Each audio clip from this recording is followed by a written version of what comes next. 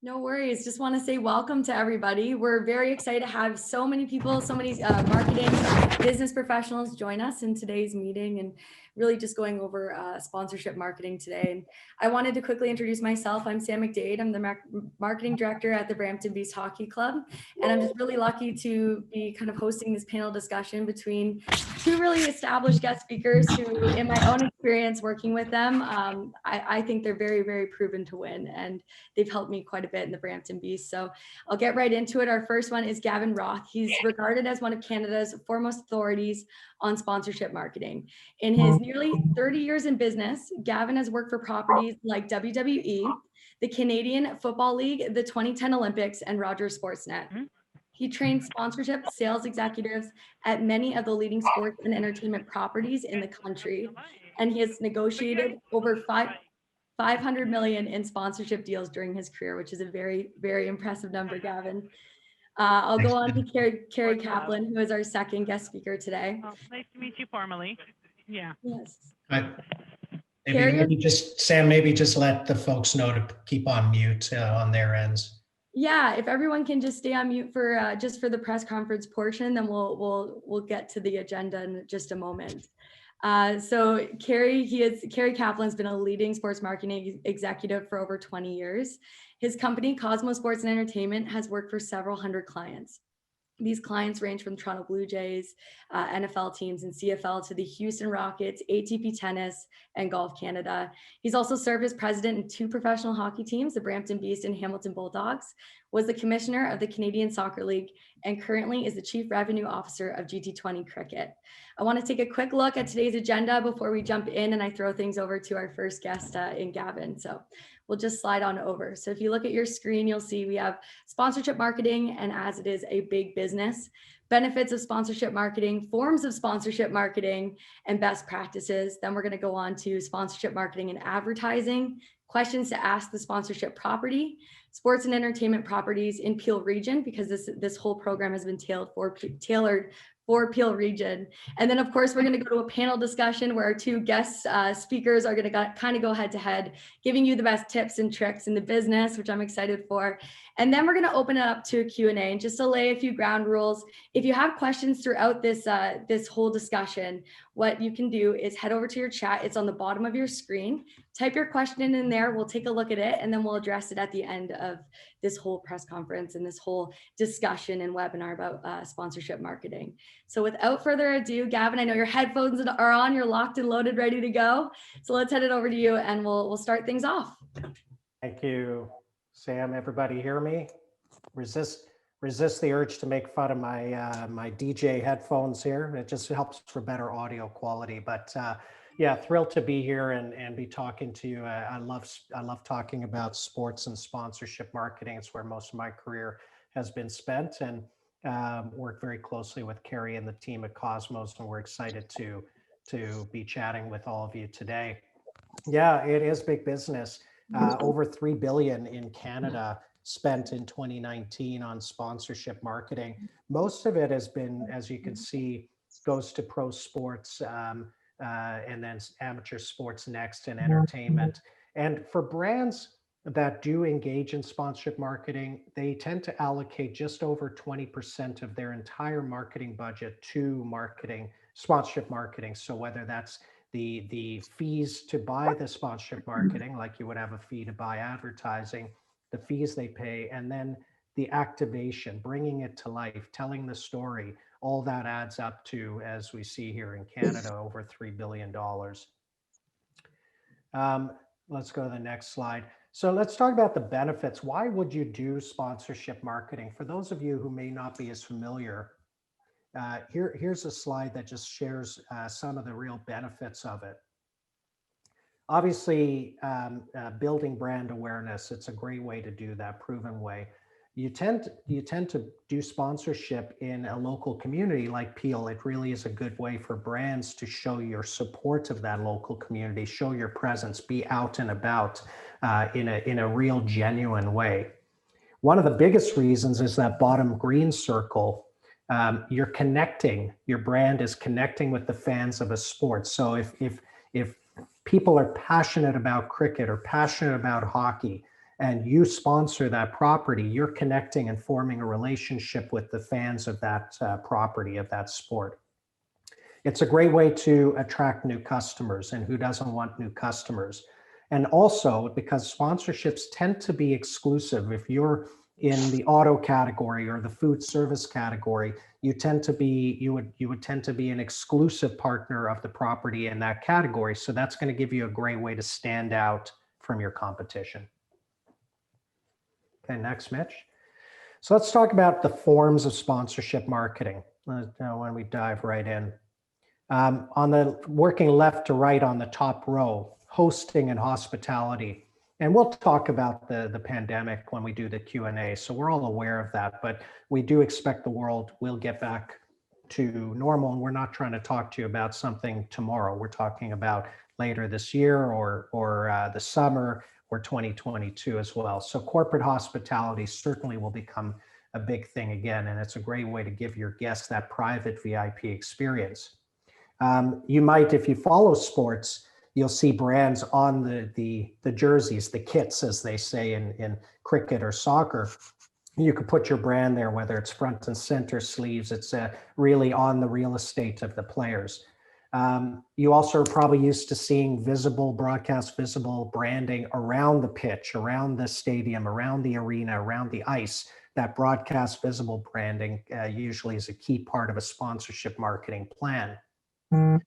Experiential marketing on the top right there, giving consumers an experience, engaging with them one-to-one. That's where the real magic happens. So working with the property to say, how can we create that experience for the consumers, a memorable experience, and that's going to make them feel better about doing business with your brand. Bottom left, product sales and sampling. Obviously, we want to get our products into the mouths or into the hands so they could take it away and have an experience. So food service is very easy to do that with, but it could be other products that you want to just give them and have them take home. Sponsorship's a great way of doing that. More and more influencer marketing, right, is a key part of sponsorship programs where you attach yourself to a property. The property has talent, whether it's players or celebrities or esports streamers, people who stream on Twitch and YouTube. Getting them to be advocates for your brand is a key part of a sponsorship program. And so influencer marketing is a very proven and growing. Especially today, you see things like influencer marketing and social media fan engagement becoming bigger parts, digital marketing, if you will, bigger parts of sponsorship initiatives. So yes, the social media fan engagement, you create a contest, an experience, an offer, a special offer, and you put that out on social. You have the property put it out on their social channels, which have tens of thousands, if not hundreds of thousands of followers. So lots of different ways that sponsorship marketing can help your business. So some best practices, we're going to walk you through a few images that bring this to life, hopefully. So why don't we jump right in?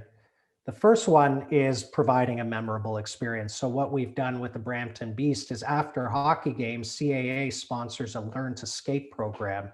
That's a great example of a memorable experience where kids in disadvantaged parts of the community get a chance to come out on the ice with the players and have a Learn to Skate experience. I mean, how memorable is that? And CAA has been very proud to attach themselves to that program for a number of years. So again, we could think of different ways of creating an experience that that works for your brand and for the property that you sponsor.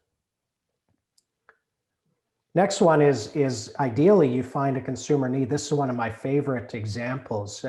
You know, for years you would go to the airport and you'd be fumbling for that loonie or toonie to buy a luggage cart, and you've got kids and screaming and you've got bags in your hands.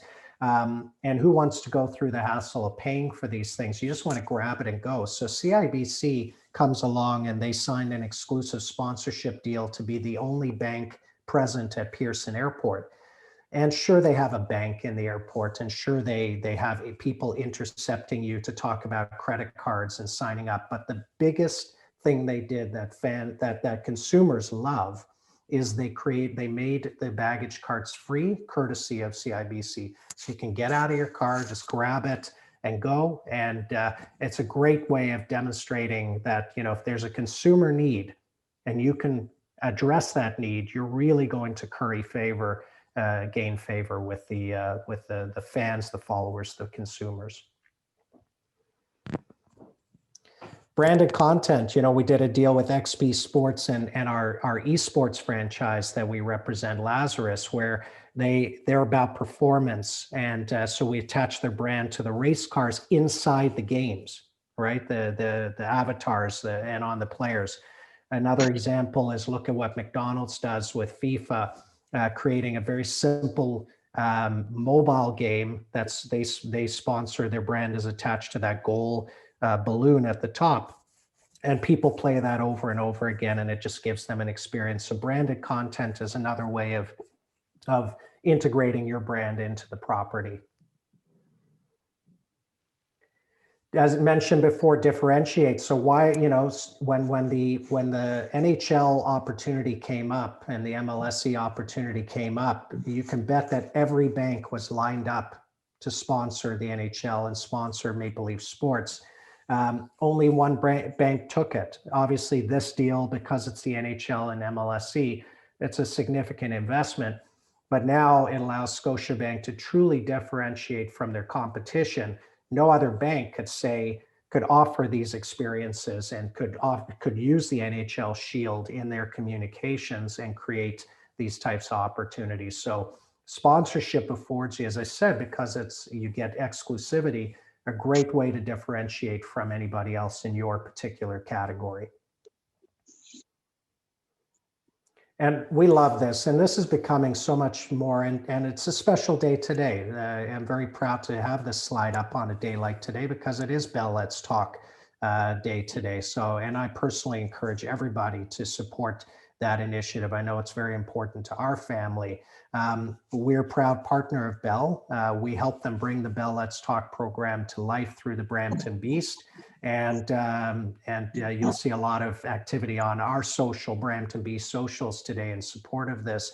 But we're in an era right now, especially given the pandemic, where it's important for brands to demonstrate that they're doing good and that they're giving back. And we wrap that up in this bundle called Corporate Social Responsibility.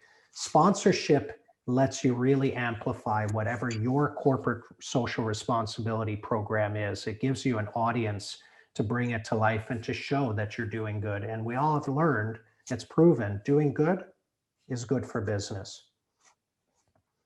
So these are some examples of some of the best practices, and hopefully it inspires you to think about maybe ways that you can bring your brand to life through sponsorship marketing. So let's move on, Mitch. So I want to talk briefly about sponsorship marketing and advertising. If you go to the next slide, simply put, we know that many brands, and I'm sure many of you on this in this webinar, use traditional media on the left. You use TV, you use radio, you use out of home or print or online advertising, and that's fine. And we're not saying to you that's not a good strategy, unless if it's not working for you. You've got to always ask yourself how's it working? Is it being effective? What we want to just share with you is sponsorship marketing. If you sponsor something, what that does, I look at it as it's fuel. It's fuel for your advertising. So it allows you now to use out of home in different ways with more experiential messaging, like you see with the Pepsi example, right? It allows you to use social media in a different way by bringing to life your sponsorship, right? And offering memorable experiences like that social media piece on the right side. You can see how your advertising could be on rink boards or sponsoring, a recap of a game that goes out on social like Handcook, or you can gamify it by sponsoring fantasy games or other games like Dream 11 does with the IPL. So they fit very much together. Advertising is just a great way of bringing your sponsorship to life. But as I say, it supercharges your advertising. It gives your advertising some zing, some energy, because you're able to talk about something that people are passionate about. Okay, let's move. So my advice to any brand considering is keep it very simple when you're talking to a property and you're assessing it. So if you're talking to us, here's what I would say is two things you want to ask.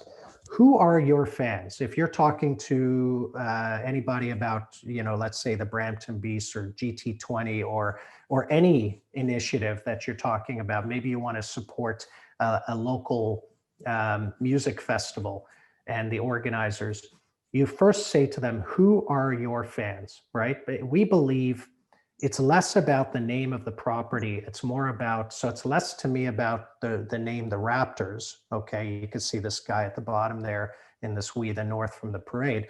It's more about who is the fan of the Raptors. Because if that fan is not the fan, the person you want to connect with, then there's no point in sponsoring the property. So you first want to start by understanding who is the fan and is it the type of person I want to connect with? So do you want to connect with the South Asian community? Well, then you should look at properties that we're going to talk about in a second. If you want to connect with new Canadians, then you should look at these. But if not, then those are maybe not the property for you. And then the second question you should ask is, once you understand who the fan is, let's understand what their needs and their interests are. Because if you can address any of their interests or needs, that's magic. That's where the magic tends to happen, right? Like I showed you with the CIBC example at Pearson Airport. So who are the fans? What are they interested in? And then you'll have a good foundation from there to figure out how do you bring the sponsorship to life. So we'd love to just highlight 3 properties in Peel Region to consider, and we represent these, but as I say before, there could be many other ways for you to go. We represent obviously the biggest professional cricket tournament in North America, Global T20, which will be returning this summer. We had it in 2018, 2019. Obviously, we took 2020 off for obvious reasons, returning summer of 21, and that is held at the CAA Center. We built a custom-built stadium on the grounds. And in 2019, we had over 75,000 people attend that, a massive viewership. We also represent the Brampton Beasts, who play inside the CAA Center, professional hockey team. And what we love doing there are special nights like Diwali night, Marvel night, and having sponsors be a part of that and present that and bring their brand to life at those games. And that's going to be returning in October of 2021. And we represent advertising opportunities inside the CAA Center, right? So 1.2 million annual visitors when we get back up to normal levels, but they're still getting a lot of traffic through last year because there's community ice rinks, there's outdoor fields, and we're excited about seeing people start returning once obviously the health authorities lighten things. So again, we're saying, think of this with the long-term view. It doesn't have to be about tomorrow, right? Sometimes you have to start thinking and planning in advance of when you actually start. So these are 3 properties we personally represent at Cosmos in the Peel region. So I'll shut up there. I've been rambling. I hope that was informative. And again, we can pick up on these types of items and do a follow-up one-to-one post this session at another day that matches your schedule. But just wanted to give you a flavor of some of what sponsorship marketing is. Gavin, it's always refreshing to hear your takes, and then it's always kind of like a restart, a reboot, when you look at what you're doing and then you hear a bit from you go back. I always find I tailor something when I listen to you. I'm going to drop a quick note in the chat. So if you have any questions, that's where you will put them right there. And then just a reminder for the panel discussion, we'll have everyone on mute other than our guest speakers. And then we will proceed with our question 1. And I think we should really start this one off with talking about what we're all thinking about. So Carrie, I'll let you start with this. Just how has COVID impacted the sponsorship marketing, just kind of business? And what are the plans for the 3 properties we just showcased in the presentation, the CAA Center, Brampton Beasts, GT20? What are those plans? Well, first of all, thank you, everybody. Pleasure to meet you guys virtually. I guess this is the new way we have our meetings. So we've become pretty used to this in the last year. So again, pleasure to meet you. It's always nice to work with Gavin. Gavin's a leading expert in sponsorship, as we talked about, across Canada. So, but yeah, the elephant in the room is COVID. I mean, we're all, no one ever expected this. We say I've been in sports and entertainment for a long time, 20 plus years. And I think now I say I'm in the social gathering business. And as we all know, there's no social gatherings allowed. So that's been a big transformation, I think, for everybody related to COVID. But I think what I think is important for everybody right now, as we're sitting here in January, is it's a point in time, right? Everything's coming back. I mean, obviously there's, on the news every day about when the vaccines are going to happen and how many people are going to get it. And is it April or August or September? I mean, that's a debate. But I don't think there's much debate that we're going to come back to where the world was in 2018. And, 2022 will probably look a lot like 2018. So as a business, and I know many of you guys run or work in various businesses that have been affected different ways, it's people are clamoring to get back to events more than ever. I talked to some people about, you remember your first concert, you may remember your first sporting event, hockey game or cricket match or tennis or baseball. You're probably also going to remember the first one you went to after COVID.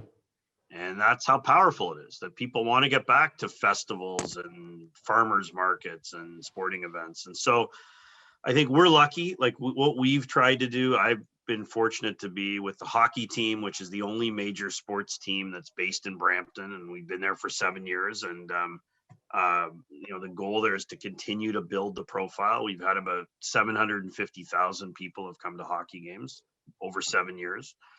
And the cricket event, we got to run the largest cricket event in the history of Canada, which was GT20 last summer. So I think between all of that,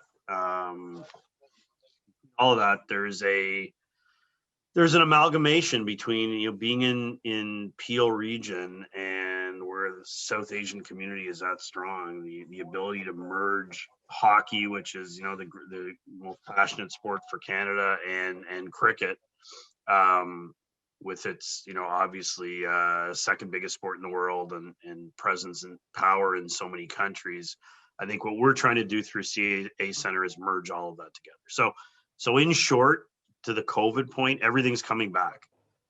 And it's just, how are you ready as a business to work with that? We'll talk more about it, but yes, you can buy billboards and buy signs, and yes, you can put things on Facebook and Google, but there's a third avenue where you can really reach people on the ground. So I think we'll talk a little more about that. But, and the only thing I'd add to that, we can move to the next question, is what I'm seeing with properties like these and partners like the folks on this call, the guest, is the properties are writing in clauses into the agreement. It's no different if you buy advertising and let's say that ad doesn't run, right? You're going to have some protections in your agreement. We're writing in clauses that protect the sponsor. So if the event is canceled, right, then there'll be an option for a refund, or you defer to the following year. And what we're doing now in COVID times, getting creative, is saying, here's the base fee. If there's 20% attendance based on historical levels, we'll reduce it by this. If it's 50% attendance, we'll reduce it. So there's lots of ways to make sure that you're protected now. And these are things that weren't in place pre-COVID, but properties have had to adapt and write those clauses in to protect the sponsors. Thanks, guys. I think that's important. Sometimes we get caught up in the negative narrative of everything that's going on. We forget about the positive. I'll go on to question 2. And Gavin, I think it's only fair you start this one off. So how can brands effectively connect with fans in today's market when fans aren't even attending the events in person? I know this is something personally at the Brampton Beast, you've been working with us on that as well. Yeah, it's a good question. And one of the pivots we made is okay, if you no longer have the ability to do an in-game activation to the thousands of fans there and showcase your brand, certainly you still can advertise. I'm sure many of you are watching sports now, and you're still seeing the brands sprinkled around the ice or on the ice or around the pitch. They're finding creative ways of putting the branding still into the picture, but there's nobody in there live, right? Unless you're the NFL, unless you're hosting an event. I mean, it was kind of encouraging, maybe for us in Canada, a little bit odd to see thousands of fans at the NFL games that took place this past weekend. And I think it's going to be about 25,000 in Tampa for the Super Bowl. So we're starting to see fans come back, but in Canada, we've been more strict. So what we've done is arguably give better value by bringing your brand to life through social media, through influencer marketing, the things I talked about earlier, because the reach often and the opportunity to do more frequent messaging is greater when you use social media and you use digital media. And so it allows you to still come up with some offer, right, related to your business that's engaging to the fans, and put it out through social and digital media. And we've created branded content, for example, our friends at Maple Lodge Farms, where we pivoted and created branded content about players of the Beast and their game day snacks, and created video content that we're putting out on social media. I would argue that some of that's more impactful, more engaging than some of the in-game activations that we did live in the arena. So that's the most important pivot I've seen. And I think that's going to stay even when everybody comes back. We're just going to be so much better at doing social and digital media, but we can do that today, right? Because fans are still fans. That's the last thing I'll say. Fans are fans, whether the team is playing or not. They're still hungry for content and a way to stay connected. It's very much a community. I just one thing I'd really add quickly there. I think for a lot of you guys that are looking at it, and you do a lot of digital, and so, and that's been the evolution, right? You're on Facebook, you're probably doing a lot with your SEO. As good as that is, and as Gavin said it, there's been a lot of learnings during COVID. It's stronger when it's partnered with sponsorship. When people can touch it, when you have a personal relationship with people, and then you can integrate that with your other forms of advertising or your digital presence, your relationship with those individual prospects, customers, potential customers is just all that much more powerful. So just add that. I think between the two of you, you're touching on some really creative ways to get involved. And I really want to talk about the differences. I'm sure a lot of people want to hear about that as well. So Gavin, I'll throw it back to you one more time. And just what are the primary differences between a sponsorship marketing plan and really an advertising plan, like TV, radio, transit shelters, billboards, that type of thing? Yeah, to me, it is, as I said earlier, number one, I think it gives you great content in which to put into your advertising. Right now, I would, because I'm in the industry, I'll sit back and watch an event and I'll watch the ads. And I'm one of the few who still watches ads, I know. And I'll get a little mad at the brand, not that they care, if I just see a very unengaging message. If I see, if I drive past a bus and there's a message on the side of the bus and it's just like not memorable, right? I think you're throwing your money away. So I think it's incumbent upon, like I worked in the golf industry for a few years with Golf Canada and very involved with the PGA Tour. And I got to know the folks who ran marketing for Nike and for TaylorMade and brands like that. And I would tell them, with a smirk, I said, I think your advertising sucks.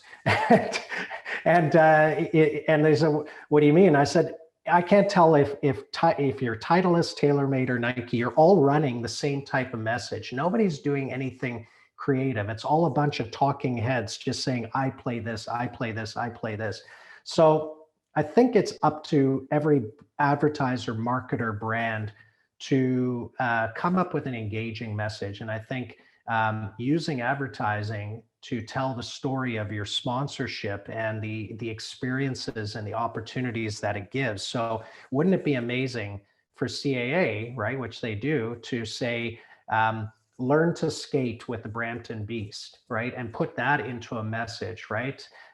Come up with a more creative way than I've just come up with of saying that, but put that into their advertising. I think somebody's going to stop and look versus sign up for a membership, right? So that's one thought, is just to make sure that people understand it works very much together, but it supercharges it. And then the other thing is, I would just encourage you to look and say, listen, it's easy to place advertising, right? It is easy to make a call or do it online and buy some ads, but don't make ease be the reason you veer one way versus another. Just ask yourself always, is it being effective? And what we're seeing, I've read a lot of data that says, the last thing I'll say is the shift to digital certainly has been accelerated because of what we've been going through this past year. So when you talk to the property, really lean in on the digital means to bring that message to life. So social media, marketing, whether that's in your Twitter, Instagram, Facebook, YouTube, Twitch, or influencer marketing, as I mentioned, where you could sponsor streams and do things like that. So just a few thoughts. Perfect. We'll jump to the fourth question here. And we'll really end with ROI. Tell us why sponsorship marketing delivers an effective ROI for your business. And I'll say Carrie, because Gavin, we've gone to you twice first. Yeah, I think, look, it comes back to, and I think, again, it comes back to dollars and cents ultimately. And it's, I always say return on investment or return on objectives, so, what are your objectives of your business and your company, and how ultimately is it turned into revenue? And look, there's, Gavin and I are biased. We really appreciate it and, work closely in sponsorship, but we've seen it work many, many times. Like, look at the example of Bell Let's Talk. Bell Let's Talk is doing, they're all over. There's a huge presence. They're Bell. They don't have to do sponsorship. They have all their own value, all their own inventory. But Bell sponsors hockey teams across Canada. And because they want to reach out to people that are in venues. When you work in sports or work at you're sponsoring a cricket event or you're sponsoring a hockey event, you reach people that are in a good frame of mind because they're at something they like doing. You're reaching them for a long period of time. They may be there for 2.5 hours watching a match, and it's a captive audience. If you're making an announcement about your company, you're reaching them directly. They can't change the channel. So there's tremendous power in sponsorship, and the bottom line is it really drives revenue. It's why companies go back and back and back again. People, those large businesses wouldn't sponsor the Super Bowl or the Leafs or the IPL or the Taste of Danforth if they didn't get a real return on investment. So I think just, to say that you may be, and I think that's part of this whole talk, guys, is I think traditionally you may be really used to putting an ad in a bus shelter or putting an ad in a traditional newspaper still or on radio, or doing something on Facebook. And what we're saying is sponsorship's not going anywhere. People are coming to live events all over your communities. If COVID taught us anything, it's how big that's going to be when things come back. So it's, we think it's a true way for you to grow your business, grow your revenues, grow your company. Yeah, I would just add, it's back to the reinforcing those points. A way to gain customers is differentiate from your competition. Sponsorship allows you to do that. Create experiences, really connect. That's one big thing. I've had this. Listen, I've sold advertising and I've sold sponsorship, so I have I see them both working very much together. But again, I feel like if brands are only reliant on advertising, you're missing an opportunity to really connect. It's that word, connect, right? And engage. Connect and engage. And when you connect with people and when you engage them, right, that's the best way for you to drive them towards your brand. And there really is no better platform to do that than sponsorship. All right. Well, I think that concludes the panel discussion portion of our webinar. Just a quick reminder, I know we do have a question in the chat to just submit any questions that may have popped up into your head throughout the. We have a brave soul out there who. The first one. So Yes. go nice. No, I'm just kidding. Yes. But yeah, Gavin, I'll let you kind of take that over. And then I just also want to remind everyone that there's always the opportunity for the one-on-one follow-up with both Carrie and Gavin. Obviously, we're very accessible now that we can do things like this, like video chatting. So submit your questions for sure while Gavin and Carrie answer this first one.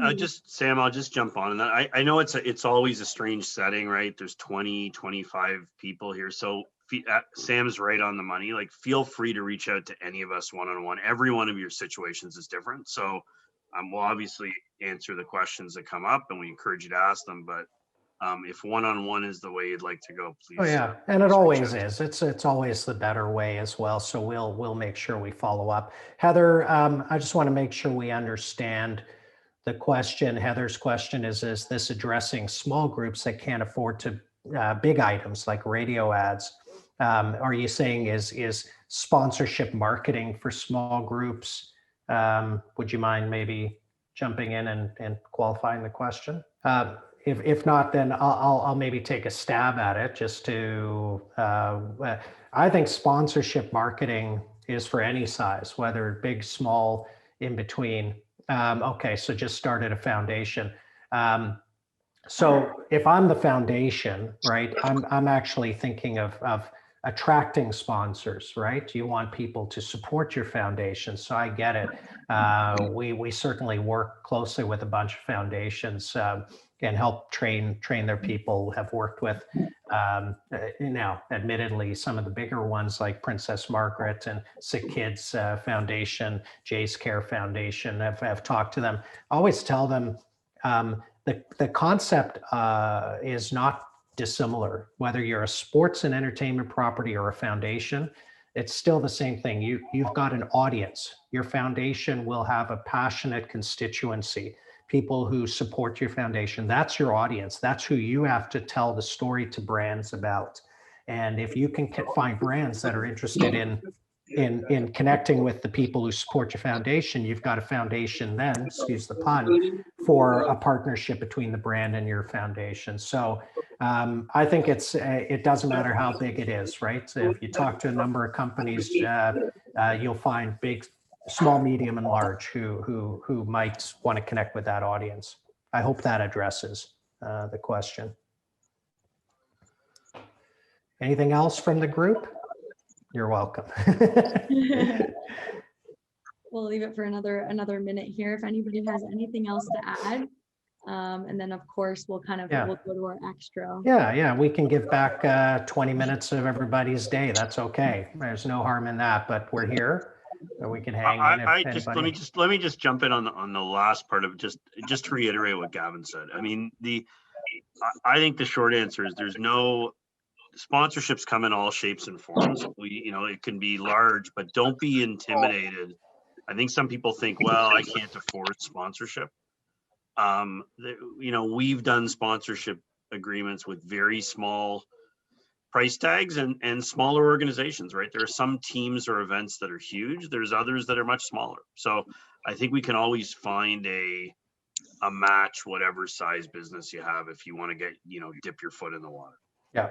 Well said. Well said. Yeah, it's like I've seen some of the properties at Cosmos as an example, moving even beyond Peel Region. We represent about 10 properties ranging from the Ultimate Disc League, which is Ultimate Frisbee, up to Global T20 Cricket, which catches, is a global, and Lazarus Esports, which have global audiences.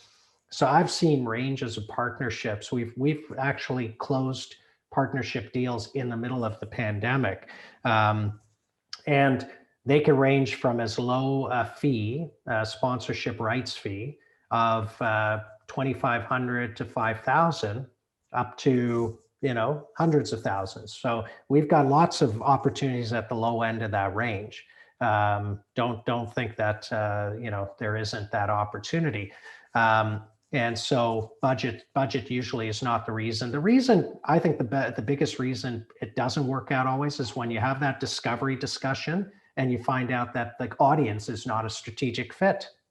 But if budget is rarely the reason we walk away from the table from each other, because we'll find a way to put a plan together that fits a budget. Wonderful. Gavin, if I can jump in for a quick second. I would just put myself in Heather's shoes as well. And if I was a small business and looking at, a smaller sponsorship plan, do you agree with the type of sponsorship that would be something that's okay over a lot smaller, but over a longer period of time, or something that's spending your budget on something really impactful right away? Yeah, that's a good question. And I've seen both. I think I tend to veer towards a longer term relationship. You want to show the property's fans, the fans of the property, the consumers of the property, that you're in it for the long haul. And so what's, at least a year. But I will say this, we are seeing more and more brands, and we're open to this, saying, before I commit for 2 years, 3 years, a year, I want to just see if it works. So you find a mutually agreeable window, whether that's 6 months or 4 months, to just put your toe in the water. If you figure out a reliable way to test effectiveness in a short term, that's okay. But I think your mindset should be about having a long-term presence with the property. So slow and steady versus quick, big hit and out, I think tends to win more often than not. Carrie, I think you probably agree on that, dipping your toe in. And then we've had a lot of relationships with just the Brampton Beast. There's only one entity of Cosmo Sports and Entertainment, hopefully the favorite child, but just one of us, we've had these, it's a smaller sponsorship that's grown and flourished over years with many partners. Yeah, I think I think we're saying a lot similar thing. I mean, if you haven't done sponsorship and you have a business and you're not sure, or a foundation or a small group, I think you're very likely to be pleasantly surprised, because it really allows you to connect with people. It's very hard to do that through any other form of media. Like, to stand in front of people. I remember we had Investors Group was a part with us, and they set up a tunnel where people would be shooting, trying to shoot through a inflatable hockey thing to hit some targets. And it was a big lineup of people that wanted to play. And while those people were playing, the reps from Investors Group, first of all, it's a fun environment, but they also got to talk to a lot of people and get business cards and interact with people, and it resulted in direct ROI. So something as crazy as that, where it says, well, how would we get revenue and business out of doing where people are shooting at targets, was really effective for them. So again, there's nothing really like sponsorship that gets that human touch. So again, to that point, don't be intimidated by the word or the fear that it's too big or you can't handle it. I think it's there's lots of ways to jump into it. And the properties, like whoever is representing the property, they're going to support you. They've got a team of people. Like the Beast are great with this. Sam and her team have helped bring these things to life. So it's not like we have to, we drop it all on the brand to say, okay, now figure it out. We're experts for the property, and we're experts at helping bring it to life. So we will be there every step of the way. And every good property has people like that working there who will help the brand bring it to life. So, that's another thing. Don't let budget be the concern. Don't let fear over, well, how am I going to do this, be the concern, because we've got tons of best practices that we can lean on and ideas. And it's fluid, right? And by the way, apologies. I know Gavin said we're going to give you your 20 minutes back, but it doesn't look as promising right now. Yeah. But I want to say, Lauren, who's on the call too with us at the Beast. I mean, we did something with Gatorade, Pepsi, which was really neat. I mean, we did a food drive during COVID, and tied our partner who's, you know, and again, you could look at that and say, well, Pepsi's a big company, but anybody could have done it. It just happened to be that it was Pepsi that was the partner. Pepsi, Gatorade, Quaker. They tied into the food drive. And you know what? It wasn't part of the contract. The food drive wasn't in the Gatorade agreement. It was an adjustment that we could make on the fly during COVID that allowed them to connect, which turned out to be a great food drive. And a lot of people felt really good about that we were able to do that. And again, sponsorship does stuff like that. You can't do that by, you know, how do you do that in a television ad? How do you do that through Facebook? It's really hard. So again, you know, Gavin and I could, we could keep you here for 3 hours with examples, but we won't do that. But yeah, there's lots of ways in, again, to reiterate. And what I like about that is that ties into that whole, you know, desire to give back, that corporate social responsibility. It's become so much more common. You know, one of the big pieces that caught my attention, you know, the Scotiabank Arena was empty for early stages of pandemic. Well, the team, the organization partnered with Sobeys and Second Harvest, which is a food rescue mission. And they used the kitchen in the Scotiabank Arena, which is used to feeding 20,000 people, to make 10,000 meals. That was literally the number. Obviously, I'm sure it went beyond that, and delivered them to frontline workers and the most vulnerable in the communities. And so you have a brand, Sobeys, a property in MLSE, and a charity in terms of Second Harvest coming together to do food banks. I'll tell you, that's one thing I've noticed through the pandemic is the two kind of causes that have risen, I think, the most, and to sample a one here is hunger and food rescue and mental health, right? You know, they certainly were always big, but during the pandemic, the light has shone even brighter on those two causes, and brands are stepping up and helping to address those needs, which is great because, again, it's just doing good. I said it before, doing good feels good, but it's also good for business. I would say that that's overall a very positive one, a very positive example. And I think that those would make the best ones. If I can speak on the side of a brand, just, you know, that we love fulfilling these sponsorship deals because it brings up the creative in us, right? And we get to help the brand that's coming to us, and we get to help our brand and our fans. And it's just positive all around. Like this whole webinar, I think was really positive. So Gavin, Carrie, I'm going to give it to you guys for closing thoughts, and then we'll kind of wrap things up. Sure. Carrie, you can. Yeah, Sure. all I would say is, guys, I know, again, these environments are tricky for questions. I think just, you know, we'd love to have one-on-one discussions with any of you guys about your own situation. Every situation is different, right? So we're open to that. And Abhinav and Jasween, who helped put this together, I think we'll be probably reaching out to you guys. See, hopefully you saw some value in this, and you know, if you see this as something to keep talking about. Yeah. Just echo. I want to thank Sam for hosting and moderating. I want to thank Mitch for he's our presentation guy and helped steer, and definitely Abby, Abhinav and Jasween and Mike Lorkovich for you know, doing the outreach and putting this together. We got a great team. Mostly thanks to everybody for lending us your time. We know time is the most precious commodity we have. So thank you for giving us some of it. Sorry, I lied to you about giving back 20, and now that's Carrie's fault that we're only going to give you back 5 or 6. But love to continue the conversation, and just wishing everybody, you know, a successful 2021. Stay safe, and we'll chat soon. Awesome. Just to reiterate, there's always the opportunity for the follow-ups and one-on-one question asking in meetings. And Carrie and Gavin touched on it, thanking the entire team. But I want to thank everyone for coming on the call. And I also want to thank Gary and Carrie. I morphed your guys' names together.